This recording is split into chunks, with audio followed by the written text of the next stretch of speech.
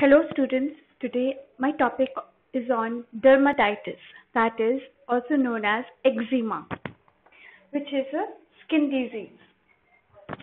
So first, we will go to the definition of dermatitis or eczema. Dermatitis is also known as eczema, which is a group of diseases that results in inflammation of the skin. These diseases are characterized by itchiness, red skin, and rash. So, dermatitis is nothing but a group of diseases that results in inflammation of the skin. So, where there's skin inflammation, if there's any infection and inflammation of the skin, that is known as dermatitis. Dermatitis simply means skin inflammation, but it embraces a range of ailments or a range of problems. In most people, the early stages of dermatitis are characterized by red, dry, and itchy skin. So, in the early symptoms, the patient will develop red skin, dry, and itchiness. Next, the term eczema is broadly applied to recurring skin rashes that are characterized by one or more of. It can include redness. Along with redness, there can be cracking, crusting, skin edema or swelling. There can be flaking or flakes, oozing, that is coming out from the blisters, itching and dryness, blisters formation, and bleeding. So these terms together, or they are collectively called, or one of these symptoms, if they are present, then that is known as eczema. So the term eczema is clearly written here. It is broadly applied to recurring skin rashes that are characterized by one or more. So if one symptom is present, or if there are two symptoms or three or four symptoms, then this is called as eczema or known as dermatitis. So what are the types of dermatitis? So there are various types. Number one, first is atopic dermatitis. Atopic dermatitis, it is extremely itchy disorder. It is very common and it occurs mostly in infants, that is in very young children, and the cause is unknown. So there is no specific cause to why this inflammation of the skin takes place, but it appears to be immunologically mediated. So it is all because of the immune system. Next, individuals who live in urban areas like Delhi, or any urban areas of Kolkata, in any developed cities. So these people living in these specific areas, urban areas, they with low humidity, they are more prone to develop this type of dermatitis. So people living in urban areas as compared to rural areas, they will develop mostly dermatitis. That is atopic dermatitis. So as you can see here, this is a picture of atopic dermatitis because with low humidity, okay, because of the increase in temperature and low humidity, therefore there can be chances of inflammation of the skin. So this is known as atopic dermatitis. Now coming to the second type, this is called seborrheic dermatitis. As you can see here, these white flakes condition or dryness.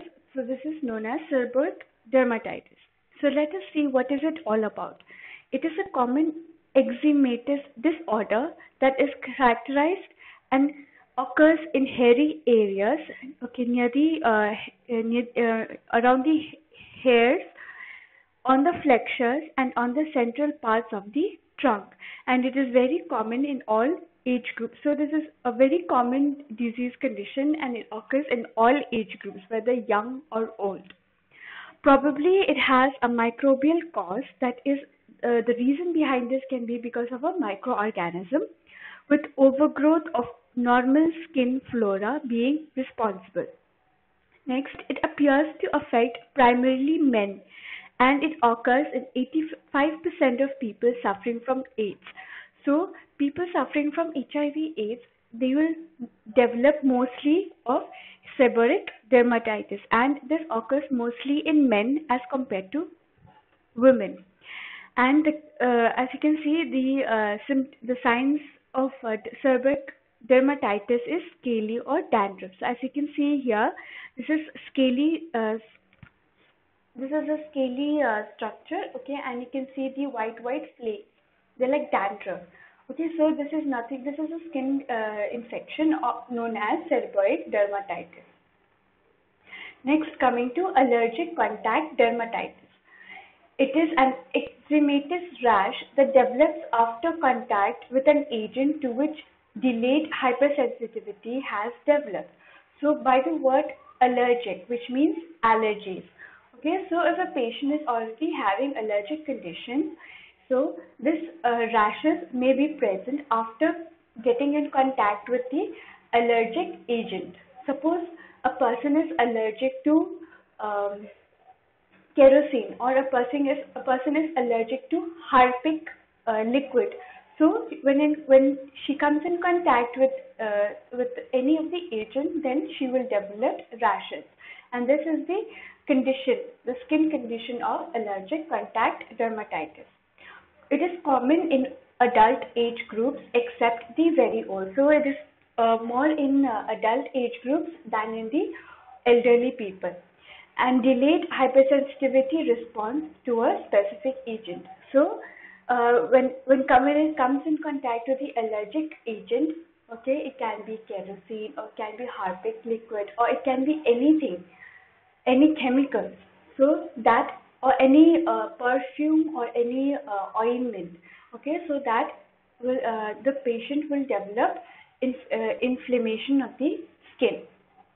Next, primary irritant contact dermatitis. It is an eczematous rash that results from direct contact with toxic irritating materials.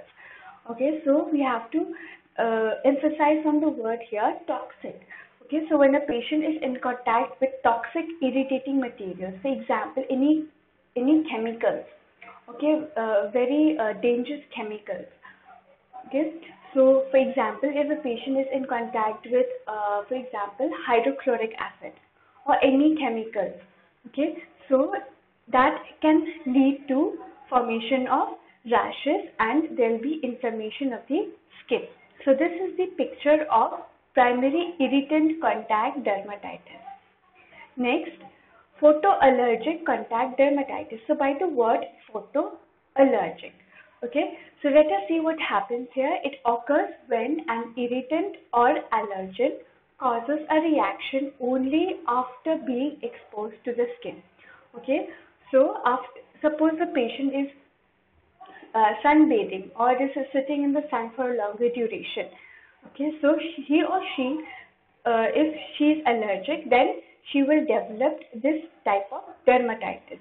Okay, so it will cause rashes, and this can occur with sunscreen, shaving lotion, and some perfume. Okay, so some people are also allergic to specific sunscreen lotion or some specific shaving lotion. Okay, so these rashes can develop. Next, dermatitis herpetiformis. This appears as a result of gastrointestinal condition known as celiac disease. Okay, so this is celiac disease is a gastrointestinal disease condition, and a person suffering from this will develop these type of skin infections. So this is known as dermatitis herpetiformis. So as you can see, these are clustered and they are pink in color. Okay. Next, nummular dermatitis. It is a less common type of dermatitis. It is not so common as compared to the other types of dermatitis, with no known cause. So it has no specific cause. Okay, we do not know what is the reason behind this infection, and which tends to appear more frequently in the middle age group. Okay, so middle age people. Okay, so it occurs mostly among them as compared to young children or as compared to elderly people. Nummular eczema. It is also known as nummular dermatitis or discoid eczema. Okay, so by the word discoid, okay, you can see here the word disc meaning round, okay, or circular. So you can see here the rash, okay, the rashes which is present here, this is in the form of a circle. So it is a chronic condition that causes coin-shaped spots. So it is a formation of a coin or circular motion or a circular um, portion, or it is a round structure. So it is a chronic condition that causes coin-shaped spots to develop on the skin. These spots are often itchy and well-defined. So the patient will develop itchiness. Okay, she will tend to scratch because of the itchiness. And they may ooze clear fluid or become dry and crusty. Okay, so when a patient tries to scratch the rashes, then oozes comes out. Okay, clear fluid or clear liquid will come out, and it will become dry and crusty. So you can see here a portion of it is being dry and crusted. Okay, and this portion here, as you can see, okay, so it is oozing out. So the fluid is coming out. Next, stasis dermatitis. Stasis dermatitis, it is the inflammation on the lower legs which is caused by buildups of blood and fluid, and it is more likely to occur in people with varicose veins. Okay, so patient having varicose veins or deep vein thrombosis, so they will tend to develop these rashes which are very itchy. Okay, so this is known as stasis dermatitis. Next, perioral dermatitis. Perioral dermatitis. Okay, as you can see here, it is occurring almost near the mouth. Okay, below the nose.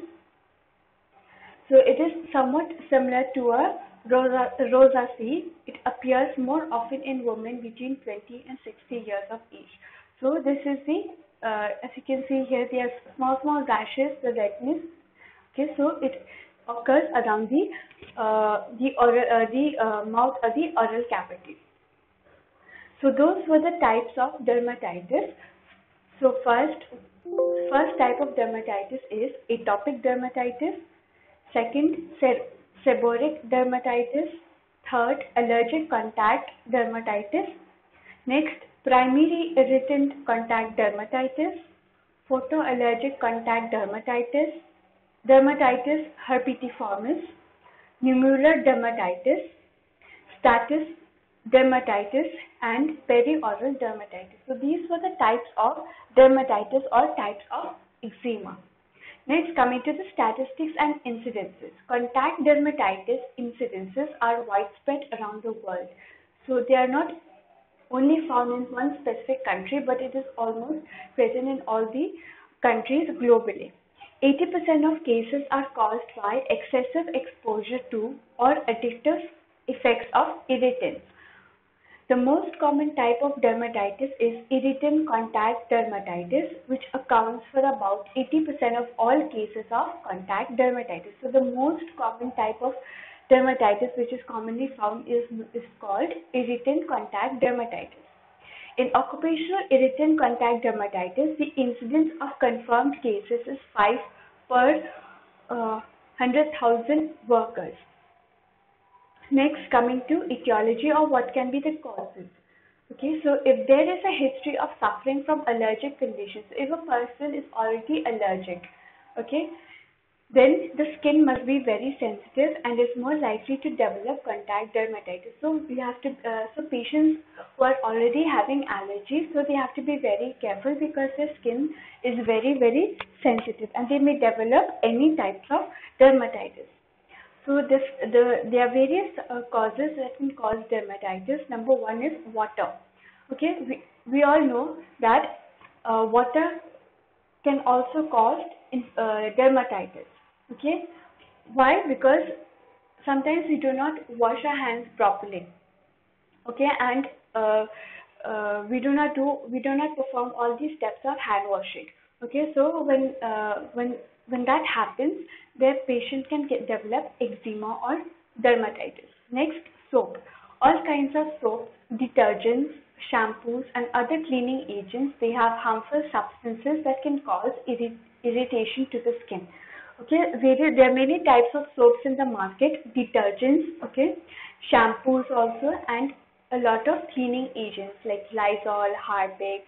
Okay, so these agents or chemicals, they have harmful substances in them and that can cause irritation to the skin. Next, solvents. Solvents such as turpentine, kerosene, fuel, or thinners. These are very strong substances that are harmful to the sensitive skin.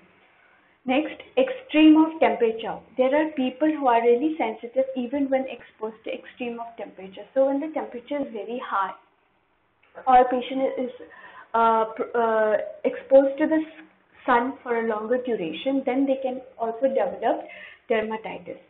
Okay, so this is a picture here, the causes of eczema, like I said, soap and detergent.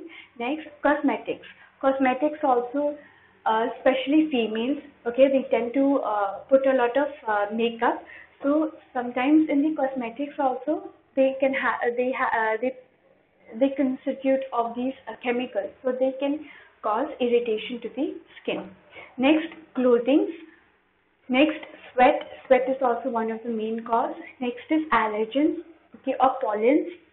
Next, stress, temperature changes, like I said, extreme of temperature, and sometimes jewelry. Sometimes we buy new jewelry from the market, or a necklace or a ring, and sometimes our skin is not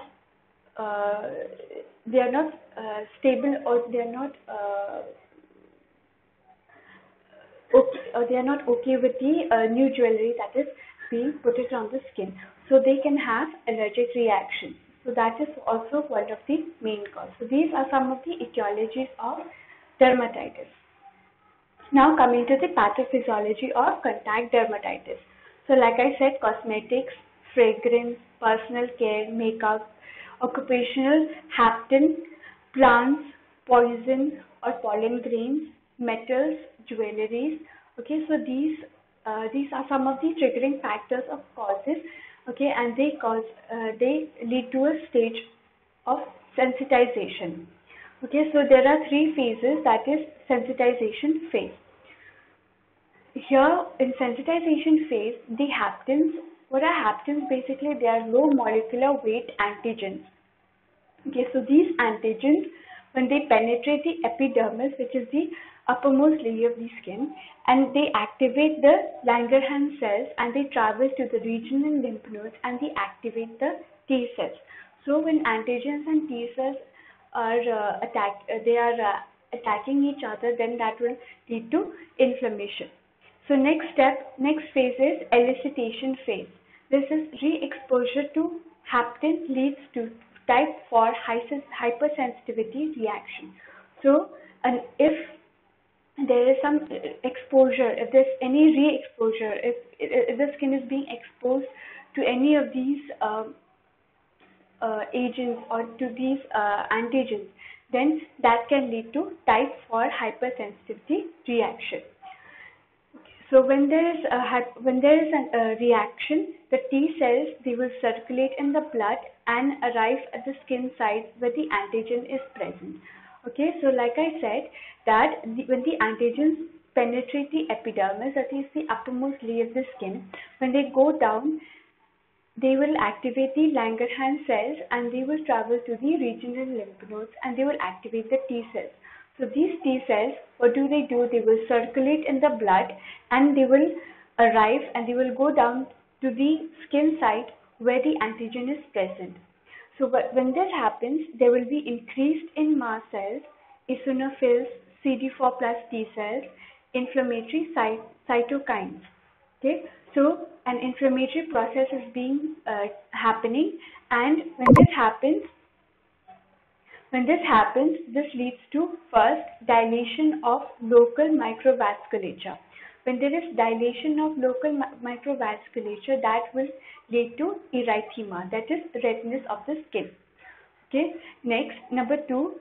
Okay, when there is inflammatory process, this will lead to keratinocyte apoptosis, that is loss of intracellular adhesion.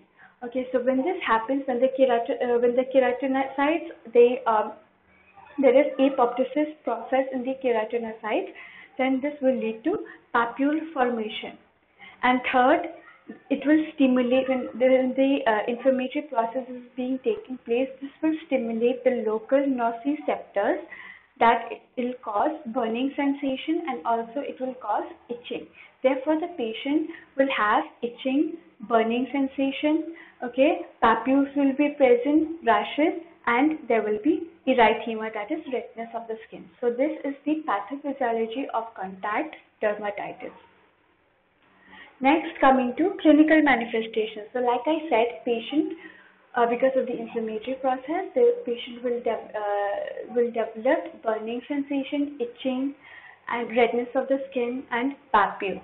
So let's say apart from these, what are the various signs and symptoms of contact dermatitis? Number one, it ranges from skin rashes to bumpy rashes or blisters. Okay, so we all know what are blisters. Okay, they are fluid-filled swellings. Okay, and when these blisters burst, okay, then the fluid will ooze out, and it is very painful. Next, there will be redness of the skin. There will be swelling, burning sensation, itching, and skin lesions with sometimes oozing and scarring formation. Next, the area of the skin on which the symptoms appear tends to be different with every type of dermatitis, whether it is on the neck, wrist, forearm, thigh, or ankle. So like I've shown you the types of dermatitis. So each types of dermatitis, they have different signs and symptoms. Depending on what area it is being affected. It can be the arm or it can be the wrist, it can be the thigh or the ankle or the toe. Next, irritant contact dermatitis is usually more painful than itchy. So a patient will also develop pain. Next, atopic dermatitis vary from person to person. The most common symptoms are dry, itchy, red skin. Typical affected skin areas include the folds of the arms, then the back of the knees, the wrist, face, and hands. Next, perioral dermatitis refers to a red bumpy rash around the mouth. So like I've shown you, okay, the picture you will see there's a red rash around the mouth. And last, seborrheic dermatitis, on the other hand, tends to appear gradually from dry or greasy scaling of the scalp, that is dandruff, to scaling of the facial areas, sometimes with itching but without hair loss. So like I've shown you, the white flaky dandruff condition in the head, around the hairs. So that is called seborrheic dermatitis. So these were the clinical manifestations or signs and symptoms of dermatitis. Now coming to complications. Okay, so there are various complications. Number one, chronic itchy scaly skin. A skin condition called neurodermatitis starts with a patch of itchy skin, which when scratched habitually, it results in a thick, leathery and discolored skin. So when there's a patch of itchy skin, so when there's itchiness, the patient will tend to scratch. Okay, when the patient is scratching continuously, then it will result to a thick, leathery and discolored skin. So the color of the skin also will be different, and the texture of the skin also will be leather type. Next, there will be infection. So if a rash is scratched habitually, or if the patient is scratching continuously, it may turn into an open wound where bacteria can enter and cause infection. So these are the complications. That is number one, chronic itchy and scaly skin, and number two, infection. So these are the two complications of dermatitis. Next, what are the various types where we can detect that patient is having any types of dermatitis? So number one, we have to do a physical examination. We have to examine the patient from head to toe. Okay, check each and every part of the body, any redness, any skin itchiness or any burning sensation. We have to get the information from the patient. Next, history taking. So we have to ask the patient whether she has any past allergic history. okay, or the family is having any, or the family members are having any of these allergies or any allergic history. So we have to ask from the patient.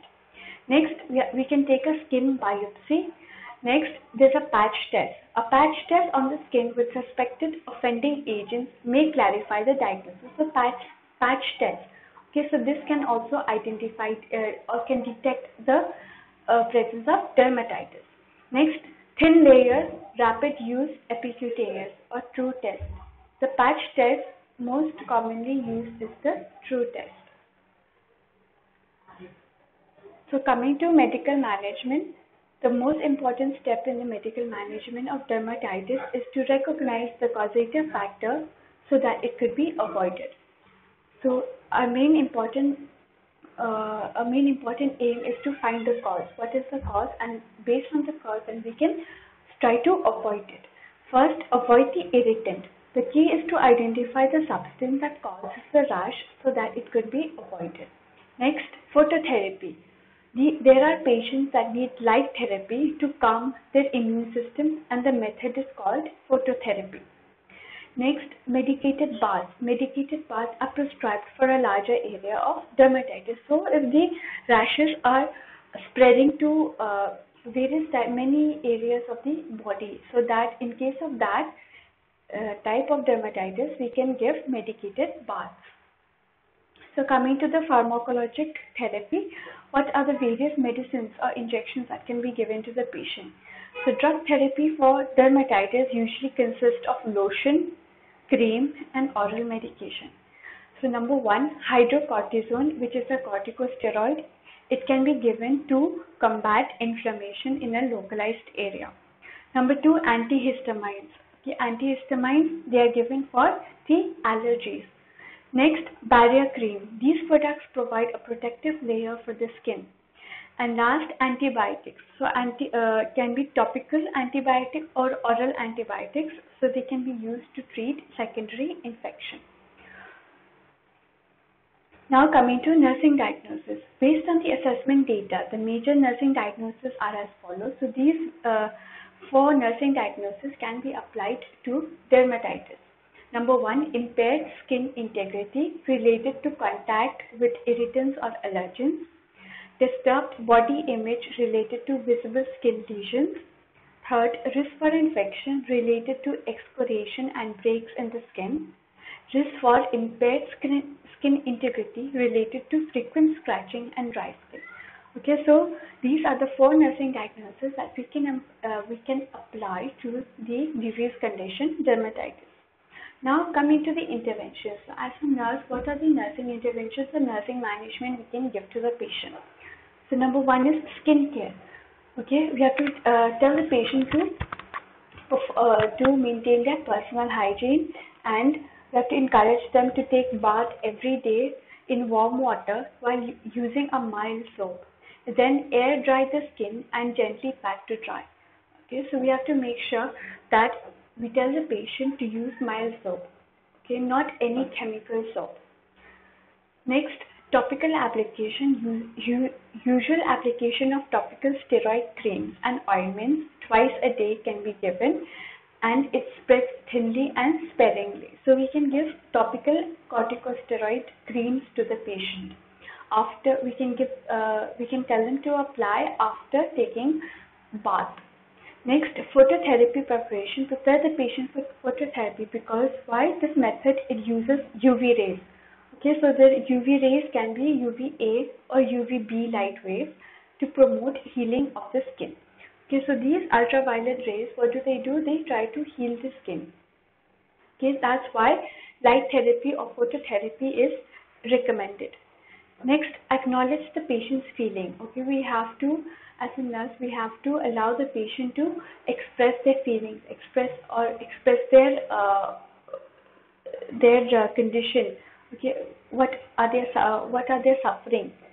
So we have to ask all those. Next, proper hygiene. We have to tell the patient to keep the skin clean, dry, and well lubricated to reduce skin trauma and risk for infection. So this is very important. Personal hygiene should be maintained by the patient to prevent any further infection. Next, moisturizing agents, okay, such as emollients like Vaseline, they are recommended at least once or twice a day. And last, avoid fragrance containing substances. Okay, avoid perfumes, okay, or choose soap, powders, or any other personal products that are fragrance free, as it could irritate the affected area. So during these conditions, we tell the patient to avoid any perfume or any body spray that could irritate the skin. So that we have come to the end of the topic today. So today we have talked about dermatitis. Okay, what is the definition, the etiology, the signs and symptoms, the various diagnostic tests, and the what medications we can administer to the patient. Okay. Thank you.